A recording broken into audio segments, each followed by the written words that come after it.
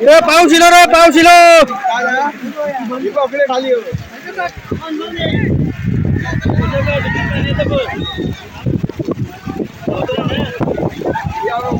Trophy आमचे बघा खाली ठेवलेले थोडे. हस्त काय नाही, पाऊस पडलोय बघा. आणि त्याकडे मॅच चालू. आता ग्राउंड वाला झाला.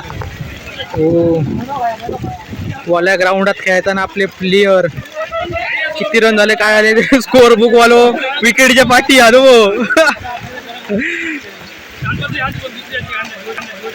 अरे बॅट सुटली, बॅट सुटली.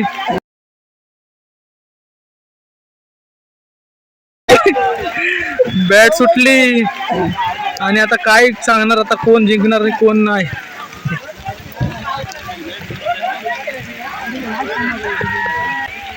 येता येता सूर्यदेव येतात.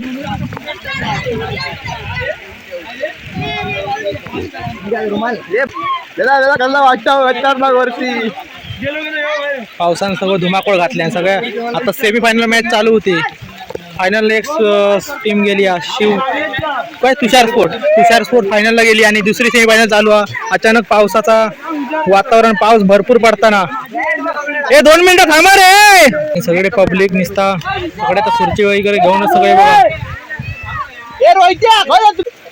कोण तू 2 टीम बघा खुर्ची घेऊन टोक्यावर.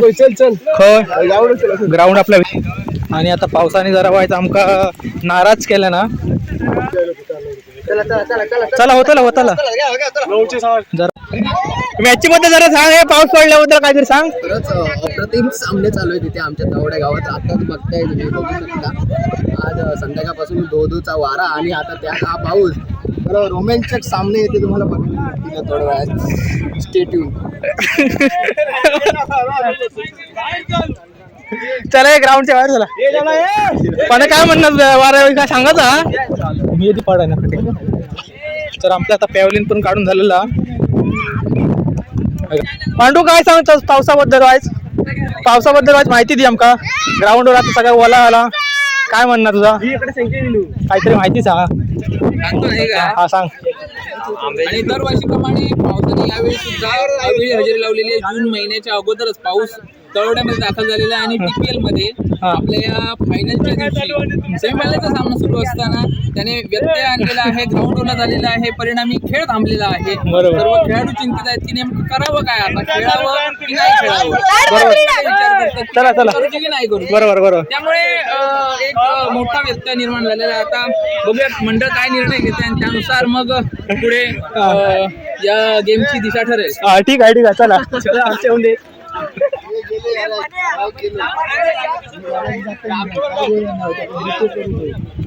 कोण जातात घरात? कोण तो? आमचा आता पॅव्हलिन पण काढून झालेला फायनलच्या आधीच. आता आम्ही सामान वाईज सगळा व्यवस्थित लावणार. तुझं म्हणणं काय आता पावसाबद्दल काय माहिती आहे? बॉल उठणार नाही असं रोहित दुरी म्हणतोय. बघूया आता. फायनल असतं तर बहुतेक गेम केलं नसतं. नंतर आपण घेऊया. पण कसे थांबले तर खेळी होते ना आमका बाहेर गेले आणि खेळ. ओके. साहिल बायकर पडले. साहिल वायकर घेतोय. ग्राउंड वर चालताना साहिल वायकरांची जरा एंट्री.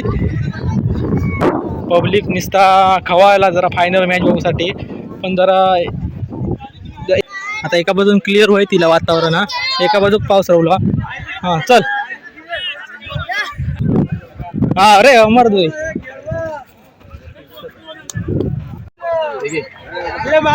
सगळ्यांची घाय गडबड चालू. हे तुझं आहे ना. आणि इकडे रोहित दुरी खुर्चीवर बसले. आणता बॉल थांब जरा. इकडे त्या बॉलाचं नियोजन चांगलं झालं. आणता एक बॉल टाक रे, एक बॉल टाक. इकडे आपलं स्कोर बोर्ड चालू. 28 रन झाले होते बघा. 29 झाले. 1 रन झाले. पुन्हा एकदा वाईड गेम. सायलो घरात गेलो तो पडलो तसंच गेलो वांगडान कोण दर्शन घेऊन मंदार आपलं जोडीदार घरी येणारो माणूस. मागची व्हिडिओ तुम्ही बघला असता म्हणजे आम्ही एकदा काहीतरी गरेव गेलो तेव्हा मंदार येतो टाइमपास जरा बरो हा. आता बॅटिंग बघूया त्याची कशी करतात ती. मंदार बॅटिंगला गेल्यामुळे जरा कुकारो चालू हा आणि स्लो बॉल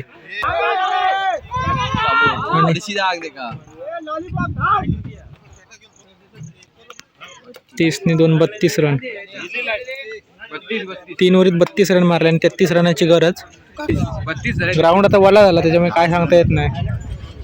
प्रियांश स्पोर्ट आहे 33 रनाची गरज आहे. 18 बॉल 33. जर 18 बॉल 33 मारल्यानंतर फायनलला पोचणार प्रियांश. लाईट लिहिली आहे बघा कोण पट आणि आपला स्कोअर बोर्ड सगळा भिजलेला पावसाने बघा. 33 भिजला बघा सामना यातून जे संघ विजय होईल तो थेट फायनल मध्ये दाखल होईल. चेंडू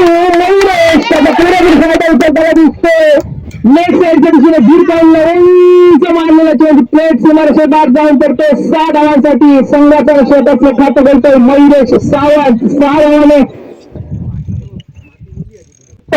टाकून सामन्याला सुरुवात केली आहे. स्वतःच्या खेळीला सुरुवात केली आहे मयुरेशाने. लोक बॅट्समॅन 2 चेंडूंवर 8 धावा बनवलेले आहेत. एक चांगली सुरुवात आणि गुंचा फटका पाहूया.